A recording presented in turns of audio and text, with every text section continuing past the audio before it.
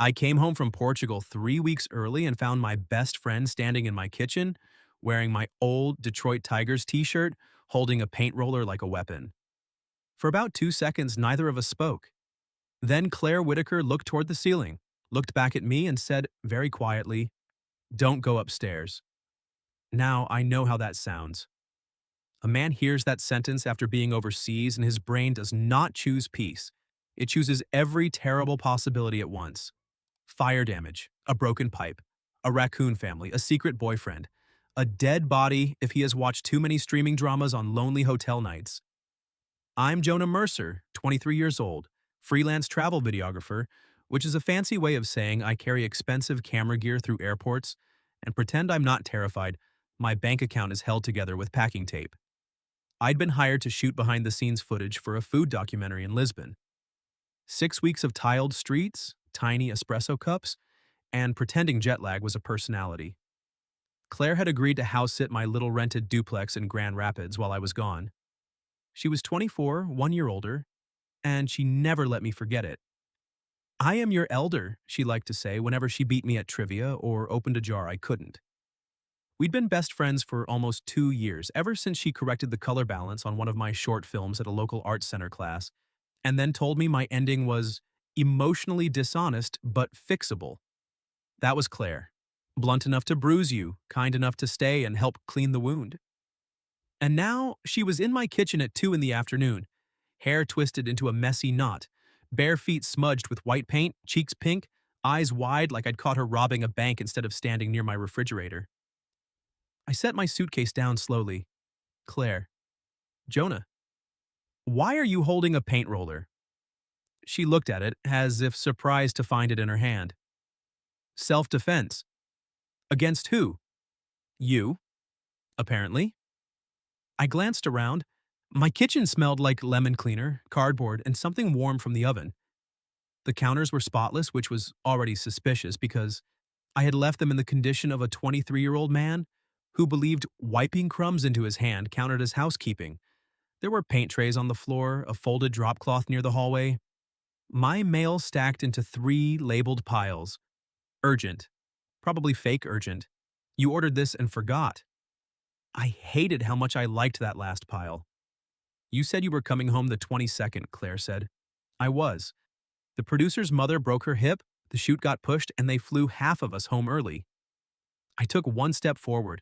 I texted you from Chicago. My phone is upstairs. Convenient place for a phone. Phones enjoy elevation. Claire." She winced at my tone and the humor flickered out of her face.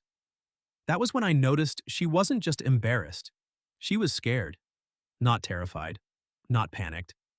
But scared in that careful Claire way, the kind where she tries to organize her expression before anyone can read it. I'd seen it once before outside a restaurant after her ex had walked in with another woman, and Claire had pretended the napkin in her lap was fascinating. I hated that look on her. Whatever was upstairs, it mattered. I moved closer, but not toward the stairs. Toward her. "Are you okay?" Her shoulders dropped half an inch. That was the thing about Claire. If I teased her, she'd fence with me all day. If I asked her a real question, she had no armor for it. "I'm okay," she said. "I just really need you not to go upstairs yet." "Yet?" "Yes. So eventually I can visit the second floor of my own house. I'm hoping to negotiate access. Do I need a wristband?" "Probably closed-toe shoes." Despite myself, I laughed. She did too, but it came out shaky. I'd missed that sound more than I had admitted to myself on the flight home. Missed the way she turned a room sideways just by being in it. Missed her sitting cross-legged on my couch, criticizing movie villains for poor planning. Missed the tiny frown she made when concentrating, like the whole world was one bad edit away from improvement. There was a moment standing there in my kitchen when the afternoon light came through the window and caught the side of her face. A little paint was dried near her jaw. My shirt hung loose on one shoulder.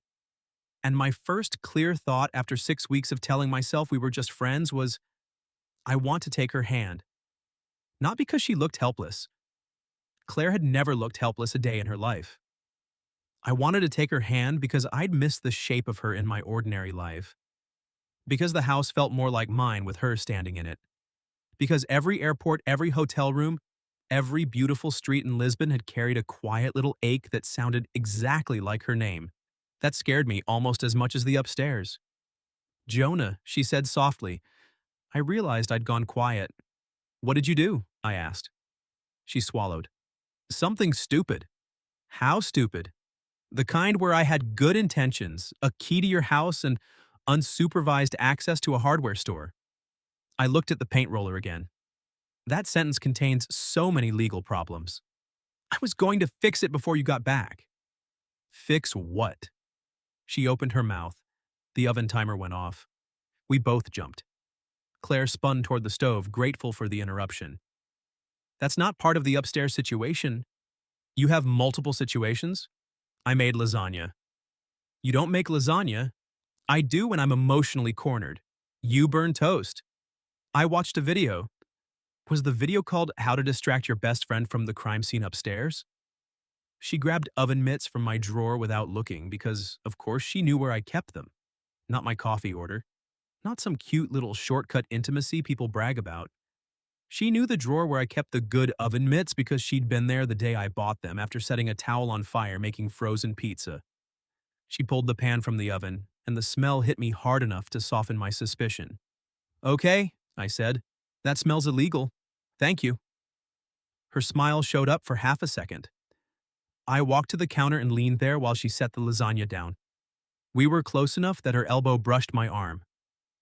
Neither of us moved away. It was such a small thing.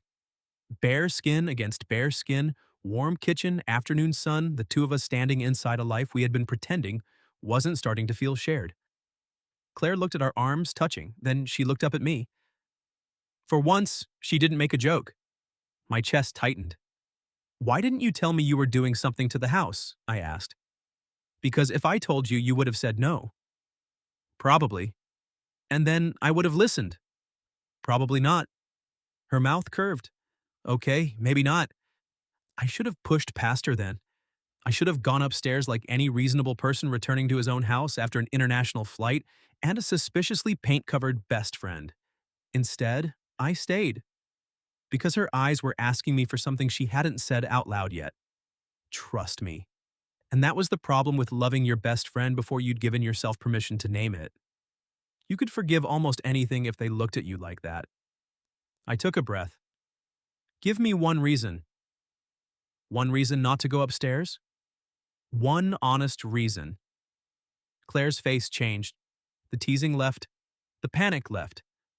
What remained was raw enough that I almost looked away to give her privacy.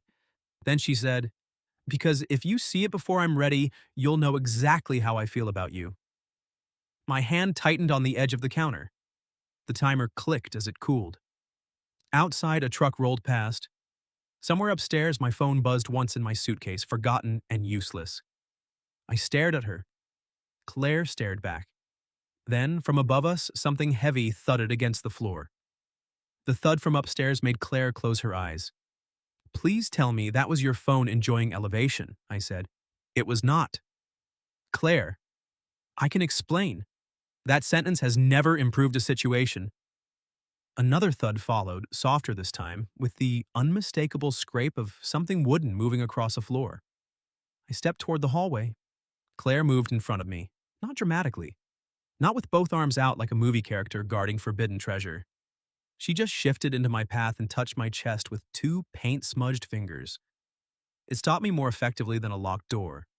Her fingers were warm through my shirt. Her eyes were too close. For a second, the mystery upstairs became less important than the fact that Claire Whitaker was standing inches from me, breathing a little fast, asking me to stay with a touch she probably didn't even realize she'd made. Then she realized. Her hand dropped. Sorry, don't be. The words came out before I could make them safe. Her lips parted. We stood there like that, caught between a sound upstairs and something louder between us. Then she whispered, It's Ben. My brain took a second.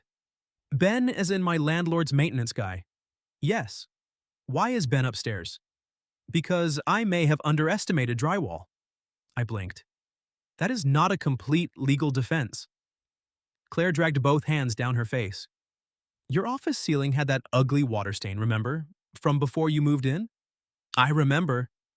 You always framed your shots away from it during video calls. You thought I didn't notice. Of course she noticed. Claire noticed everything. The frayed camera strap I refused to replace because my dad gave it to me.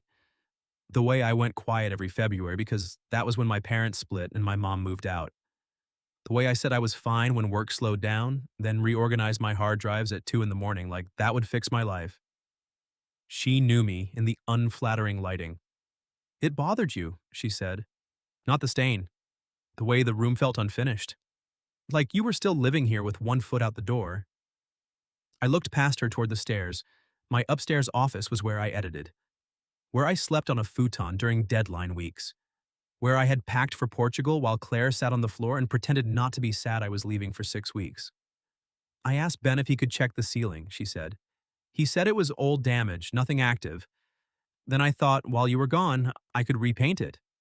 Just the ceiling at first. At first? Then the walls looked bad, naturally. And the shelves looked sad. My shelves looked sad? One was booing like it had given up on American infrastructure. That shelf held awards. That shelf held 2 participation certificates and a lens cap you lost in March. I tried not to smile. Failed. Claire noticed and lifted her chin. I had a vision. That's what people say before they knock down load-bearing walls. I did not knock down a wall. Another scrape came from above. She pointed toward the ceiling. Ben is mounting something, carefully. What something? Her face went pink again. And there it was. The unfinished sentence from before. If you see it before I'm ready, you'll know exactly how I feel about you. My mouth went dry. Claire, I said, quieter now. What did you do to my office? She didn't answer right away. She walked to the oven, took off the mitts, lined them up too neatly, then turned back. I made you a place to come home to. That landed somewhere deep. Not because of the paint, not because of furniture, because for most of my life, home had been a temporary word. Apartments changed, people left. My dad loved me, but after the divorce, he worked so much that our house felt like a waiting room with a microwave. I learned early not to need a room too much. Claire knew that too. I stepped closer. Why? She gave a small laugh, but it broke halfway through. Because you make beautiful videos of everyone else's life, Jonah. You make cheap hotel rooms look warm. You make strangers at markets look like they belong to each other. Then you come back here and edit in a room with a dying shelf and a folding chair that squeaks like it's judging you. It does judge me. I know, I have hated that chair for a year. I should have made another joke. Instead, I said, that doesn't answer why. Her eyes lowered to the floor between us. The kitchen got very quiet. I missed you, she said. 3 words, simple, not dramatic, but they moved through me like someone had opened every locked window in the house. I missed you too. No, I mean, she took a breath. I missed you in a way that made me mad at your toothbrush. My toothbrush? It was just sitting there in the cup like a smug little reminder that you weren't. I laughed once, soft and helpless. Her smile flickered, then vanished. And I know that's ridiculous. I know we're friends. I know you trust me with your keys and your plants and your mail. And I might have just ruined that by turning your office into evidence. You didn't ruin anything. You haven't seen it yet. I don't need to see it to know that. Her eyes lifted. I took another step. This time, there was barely any space between us. Claire, I came home early and found you in my shirt, making lasagna, hiding a handyman upstairs and telling me you missed me so badly you fought my toothbrush. I'm not exactly angry. That is a disturbing summary. It's accurate. It makes me sound unwell. It makes you sound like someone who should not be left unsupervised with paint samples. She nudged my shin with her bare foot. I was vulnerable for 6 seconds. Don't get cocky. There she is. The warmth between us changed. It sharpened, went quiet around the edges. Her gaze dropped to my mouth. I saw it. She knew I saw it. Neither of us moved. Then Ben's voice called from upstairs, Claire, you want the sign centered over the desk or slightly to the left? Claire froze. I looked at the ceiling. Sign. Ben, she called. with the calm of a woman one thread away from unraveling. Please stop helping verbally. Got it, Ben said. I raised an eyebrow. Claire pressed her lips together. There is no sign. Ben seems to disagree. He's unreliable. Is the sign related to how you feel about me? She looked genuinely pained. Maybe. I leaned one hip against the counter, suddenly enjoying myself far more than I should have. Does it say, "Welcome home, emotionally stunted man"? No. Please replace toothbrush, it upsets me? Jonah. I repainted your office and all I got was this complicated friendship? That one hit too close. Her smile trembled. I stopped. The joke fell away. I'm sorry, I said. She shook her head. No, that's the problem. You're funny when you're nervous, and I'm bossy when I'm scared. And somehow we've built an entire friendship out of not saying the main thing. My heart was beating hard now. The main thing, I repeated. Claire looked toward the stairs, then back at me. I wanted to show you upstairs when it was perfect, she said. Because if it was perfect, maybe it would explain what I couldn't say without sounding like I was asking for too much. What were you going to ask for? Her eyes shone, but her voice stayed steady. A chance to be more than the person who waters your basil when you leave. I smiled despite the ache in my chest. You killed my basil last month. It was emotionally fragile. It was mint. Mint can suffer. I reached for her hand. This time, I did it on purpose. Her fingers slid into mine like they had been waiting there, stubborn and warm and a little paint sticky. She looked down at our hands, then squeezed once. I had held Claire's hand before, across icy parking lots, through crowded concerts, once at a dentist appointment because she claimed she wasn't afraid of needles while nearly cutting off circulation in my thumb. This was not that. This was a line being crossed by two people who knew exactly where it had been. Jonah, she whispered. The front door opened behind me. Ben came down the stairs carrying a toolbox, stopping halfway when he saw us holding hands in the kitchen. He looked at Claire, then at me, then at the lasagna. Oh, he said. So the sign worked. Ben realized about half a second too late that he had walked into something delicate with steel-toed boots. I mean, he said, gripping his toolbox, not worked. There is no sign. I have never seen a sign. I don't know what wood is. Claire covered her face with both hands. I was still holding one of them, so she had to hide behind the other. Ben, she said, you are fired from speaking. I respect that. He came down the last few steps. Also, the bracket's secure. I left the level on the desk, and for the record, he should see it now before you pass out from stress. I am not going to pass out. You asked me if Primer could hear fear. That was a conceptual question. Ben looked at me. She's been like this for 5 days. Claire made a strangled sound. I glanced at her. 5 days? She has not eaten real food, Ben added. I made lasagna. Today, under duress. Ben. He lifted, both hands. Leaving, vanishing, becoming legend. He headed for the door, then paused and pointed at me. Be nice about it. That made me straighten. I was planning to be. Ben's face softened. He wasn't joking now. I know, she said you would be. Then he left, and the front door clicked shut behind him. The kitchen felt bigger without him in it. Too quiet, too full of all the things we had almost said and now couldn't pretend we hadn't. Claire pulled her hand out of mine, not harshly, but like she needed both hands to keep herself together. I'm going to murder him with a paint stirrer, she said. He seems supportive. He is dead to me. He mounted your secret sign. He can be dead and useful. I smiled, but she didn't. She walked to the sink and turned on the faucet, though there were no dishes in it. Water ran over nothing. Her shoulders were tense, and I understood then that the joke wasn't enough to hold her steady anymore. So I went to the sink and turned the water off. She looked at my hand on the handle, then at me. I'm scared, she said. I know. No, Jonah, I'm not scared you'll hate the room. She swallowed. I'm scared you'll love it and still leave. That hit harder than the thud upstairs. Portugal flashed through my mind, the tiled streets, the producer slapping my back and saying, "Kid, you've got a good eye." The quiet high I'd felt when someone important noticed my work.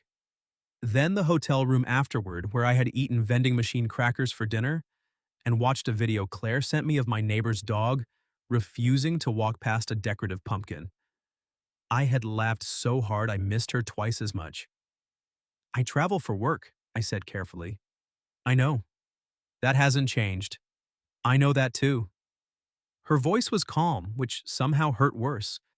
"I'm not asking you to stop being who you are," she said. "That's the last thing I want. I love the way you see the world." There it was. Love. She said it quickly, like it had slipped past security. Her eyes widened. I didn't move. The air changed around us. Claire turned away first. "I meant, no." She froze. "Don't take it back." Her hand gripped the counter. I stepped closer, but left enough space for her to choose. "Claire, look at me." She did. And for the first time since I walked in, she looked less like someone caught and more like someone standing at the edge of a bridge she had built herself.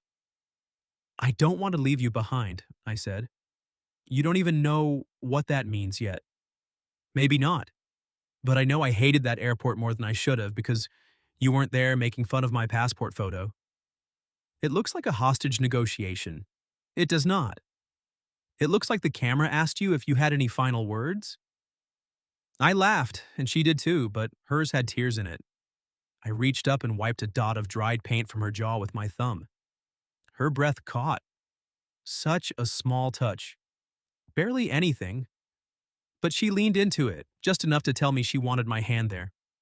I wanted to kiss her so badly I had to look at her forehead for a second, like that would make me a better man. "Show me," I said. She blinked. "Now? Now?" I had a whole plan. I'm sure it was terrifyingly organized. It involved reheating lasagna first. We can still do that after. And I was going to stand in a very flattering patch of light. "You're in my old baseball shirt and covered in paint. It's working." Her cheeks went pink again, but this time she smiled like she couldn't help it. "Fine," she whispered. "But if you hate it, lie to me for one meal." "I won't hate it." "You don't know that." "I know you." That stopped her. Then she took my hand again and led me to the stairs. I had climbed those stairs 1,000 times. Half asleep, barefoot, irritated at deadlines, carrying laundry I absolutely planned to fold and never did. But that afternoon, with Claire's fingers laced through mine, every step felt like entering a different version of my life. At the top, she paused outside my office door. It was closed. My old office door had been scuffed near the handle from where I once banged a tripod into it. Now the scuff was gone. The brass knob was polished. A strip of painter's tape still clung to the hinge, forgotten.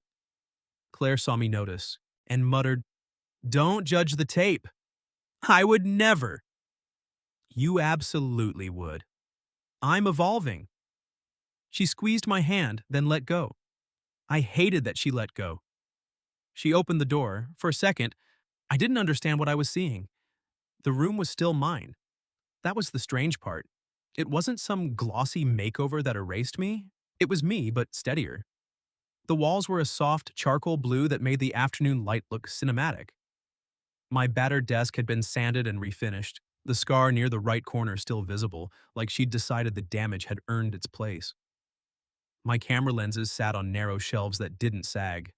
My dad's old film camera was mounted in a shadow box beside a photo of me at 12, holding it with both hands like treasure.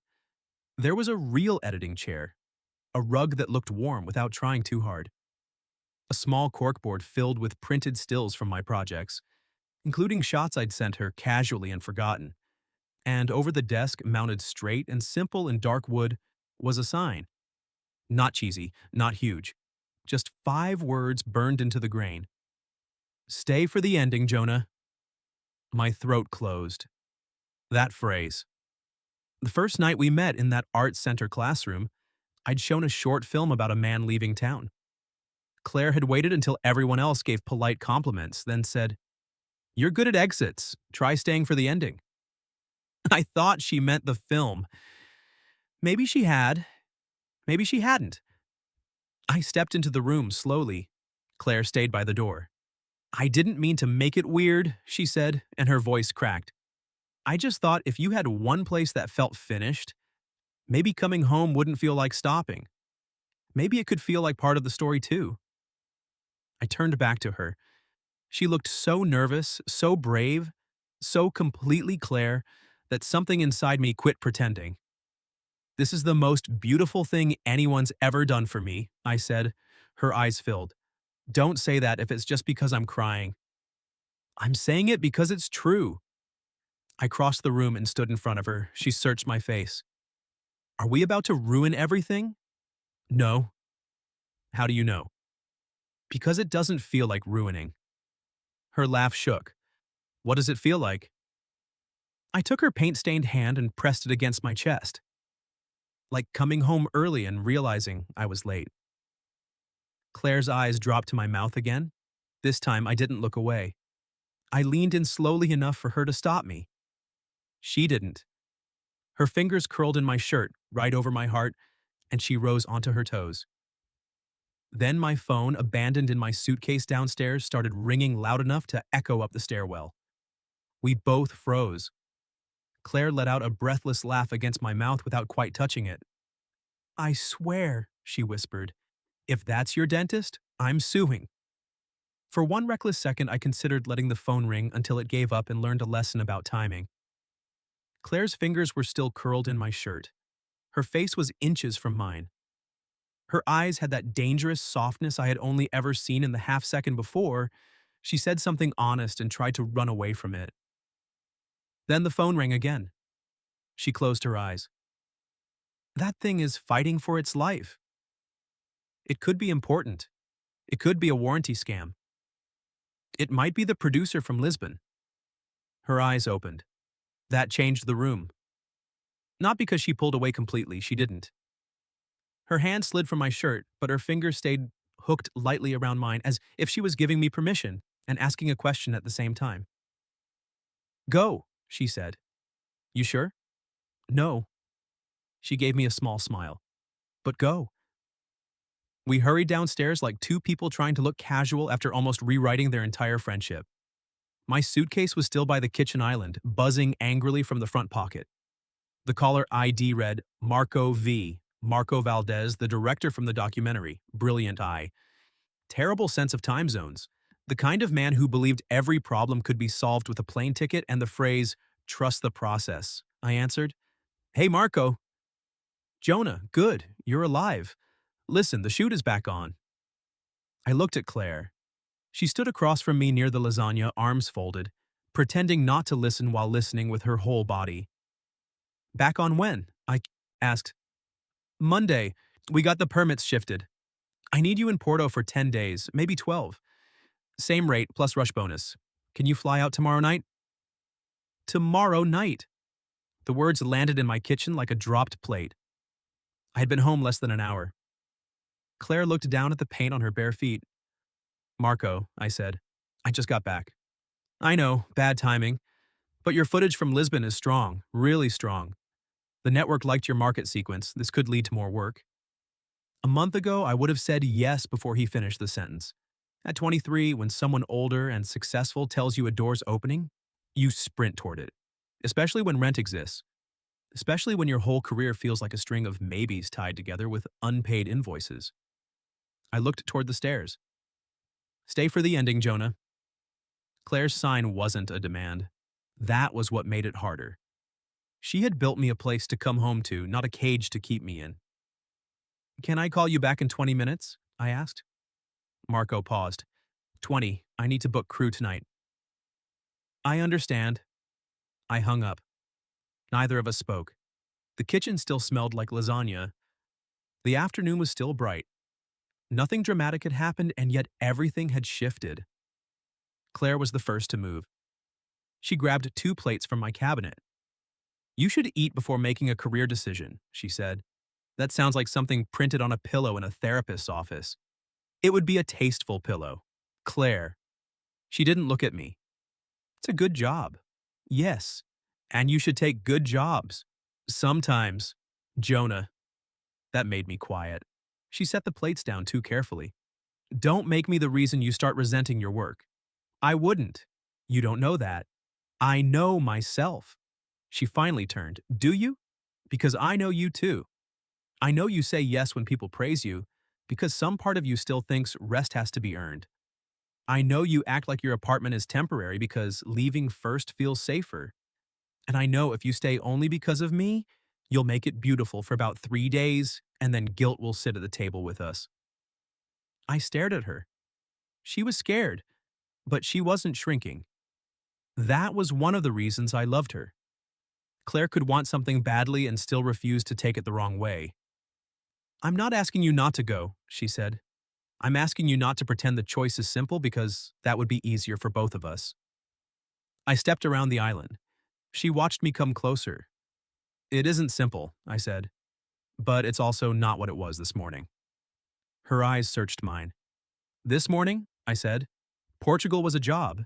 This place was a rental. And you were my best friend who I missed too much but kept explaining away with jokes. And now? Now Portugal is still a job. This is still a rental. I took her hand, lifting her paint-stained fingers between us. But you are not something I'm explaining away anymore. Her breath caught. I moved closer until our joined hands rested between our chests. I want you, I said. Not because you fixed my office. Not because you made my house feel warm. I wanted you before the paint. I wanted you when you argued with my GPS because it had the nerve to suggest a left turn into construction. I wanted you when you watched my rough cuts and told me the scene was good, but my fear was showing. I wanted you in Lisbon, standing on a balcony over a city people write songs about, wishing you were there to complain the railing was unsafe. She laughed once, and a tear slipped down her cheek. I brushed it away with my thumb. I don't know exactly what Monday looks like, I said, but I know I don't want to step around this anymore. Claire's voice came out small. What if trying changes us? It already changed us. That's not reassuring. It can be, if we're honest. She looked at our hands, then back at me. I don't want to be your airport sadness. You're not. I don't want to be the person you miss only when you're somewhere pretty. You're the person who makes every pretty place feel like it's missing a witness. That one got her. Her face folded for half a second, then she leaned forward and rested her forehead against my chest. I wrapped my arms around her. For a while, we just stood there in my kitchen, holding each other beside cooling lasagna and unopened mail. It wasn't dramatic. It was better than dramatic. It was steady. Then Claire tipped her face up. Jonah? Yeah? If you don't kiss me soon, I'm going to start overthinking professionally. I smiled. Is that a paid position? I'm highly qualified. I kissed her. Not almost, not accidental, not friendly with plausible deniability. I kissed her like I had come home early and finally found the one thing I'd been late to understand. She went still for half a breath, then melted into me with a soft sound that made my arms tighten around her. Her hands slid up to my shoulders. Mine settled at her waist. She tasted like nervous courage and the tomato sauce she'd tested from a wooden spoon.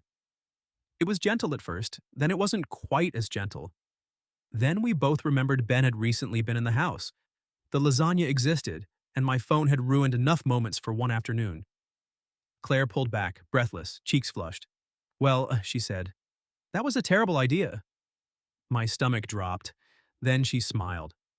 I'm going to need you to do it again later so I can collect more data. I laughed and kissed her forehead. Very scientific. I have standards. We ate lasagna standing at the counter because sitting down felt too normal, and we were not normal yet. Every few bites, one of us would look at the other and grin like an idiot.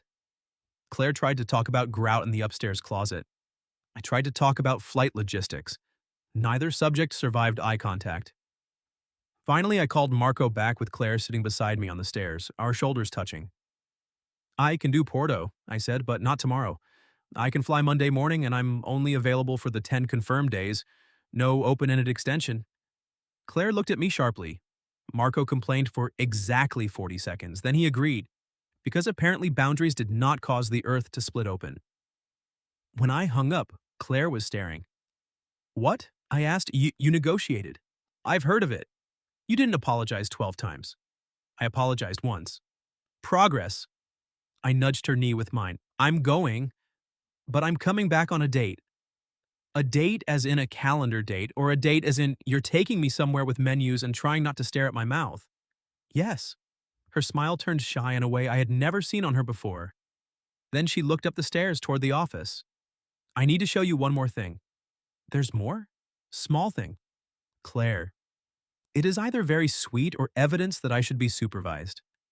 She stood and held out her hand. I took it. Upstairs in the office that already felt like a promise, she opened the refinished desk drawer and pulled out a small envelope with my name written on it. I wasn't going to give you this unless… She stopped. Unless you looked at the room and didn't run. I opened the envelope. Inside was a printed photo.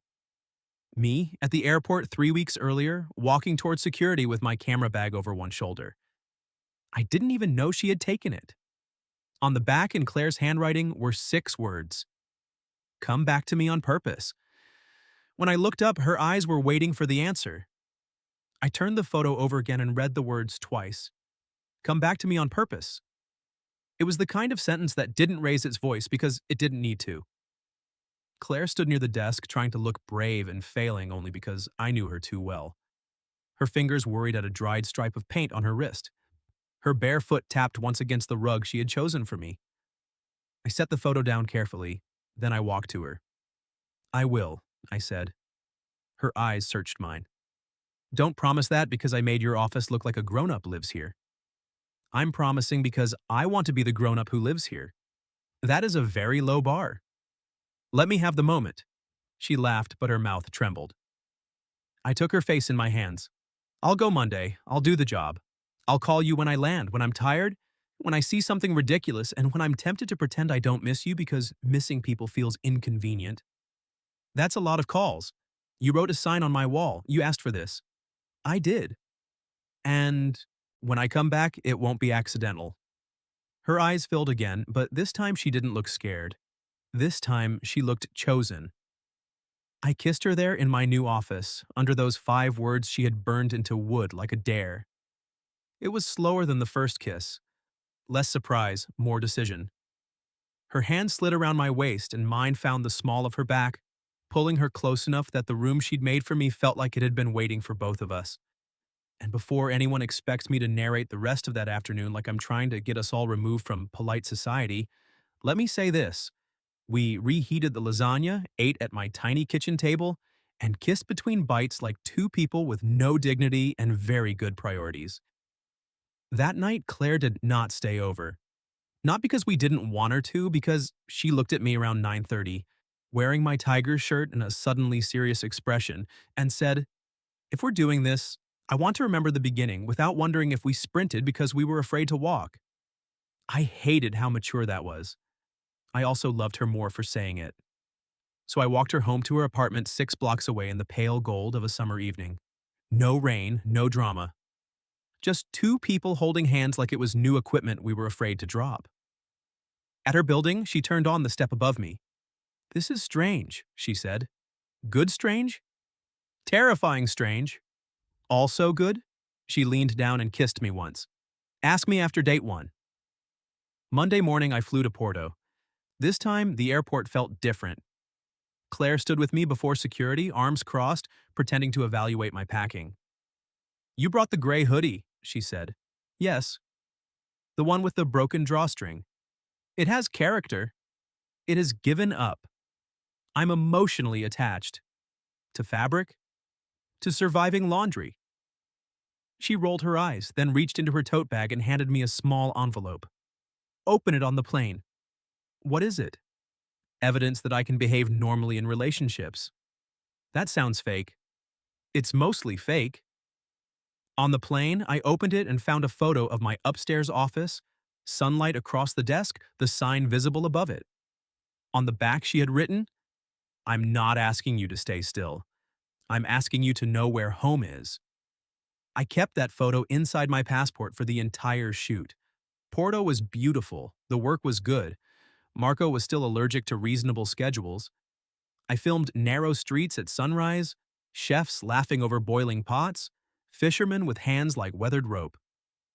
And every evening I called Claire, not perfect calls, real ones. Sometimes I was exhausted and quiet.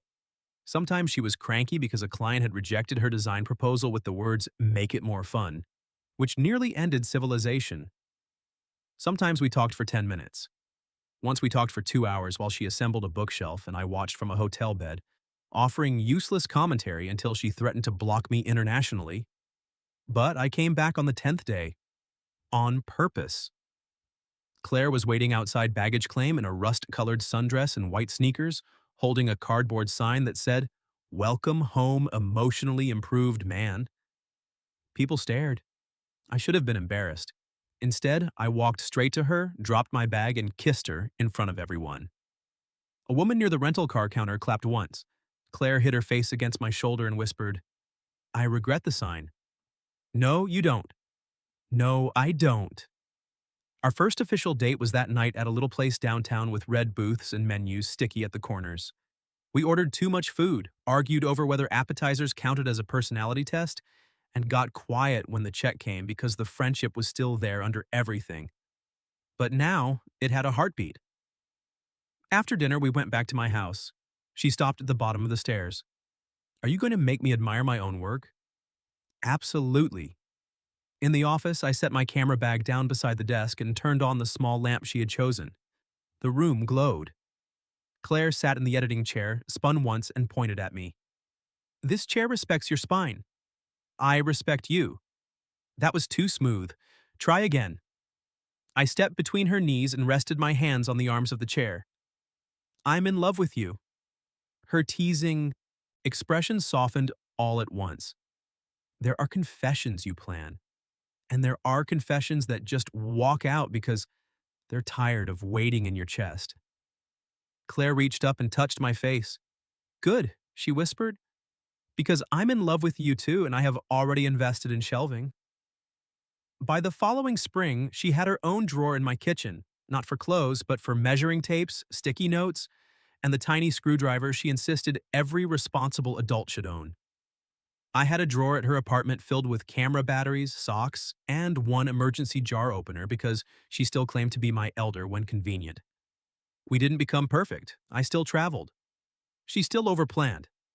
I still went quiet when work felt uncertain. She still tried to fix every room, mood, and broken cabinet within reach. But we learned to pause before old fear made decisions for us. 6 months after I came home early, Claire moved in. Not because rent was cheaper, though it was. Not because it was practical, though it was. Because one Saturday afternoon I found her in the upstairs office, sitting cross-legged on the rug, labeling storage boxes while humming badly to a song she refused to admit she liked. She looked up and said, "Why do I keep going back to my apartment when all my favorite arguments are here?" So we made space. Her drafting table went by the window. My editing desk stayed under the sign. Ben came back to mount shelves and pretended not to be smug for almost 8 minutes. A year after that, I proposed in the same office. No flash mob, no public spectacle. Just Claire, me, the old photo from the airport, and a small ring box hidden behind the shadow box with my dad's film camera. She cried before I opened it. "I know what that is," she said. "You do not. Jonah, you have the subtlety of a dropped ladder." "Will you let me ask?" She nodded, laughing and crying at once. So I asked. She said yes before I finished, then made me finish because she wanted the full sentence for legal reasons. Now, when I edit late, Claire taps the sign above my desk and says, "Stay for the ending." And I always tell her, I did. The last shot I ever took in that rented duplex was of her standing in the upstairs office on moving day, sunlight on her hair, one hand on a cardboard box, the other holding mine. We were leaving that house for one we bought together, but for once, leaving didn't feel like running. It felt like carrying home with us. What would you have done if you came home early from overseas and your best friend froze in your kitchen and said, "Don't go upstairs"?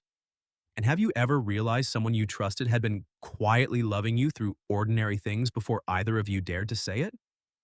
Tell me your story in the comments. And for those who'd like to be a little closer to us, we've opened memberships where you'll get shorter exclusive stories every week with no ads. If you like this one, leave a like, subscribe, and I'll see you in the next video.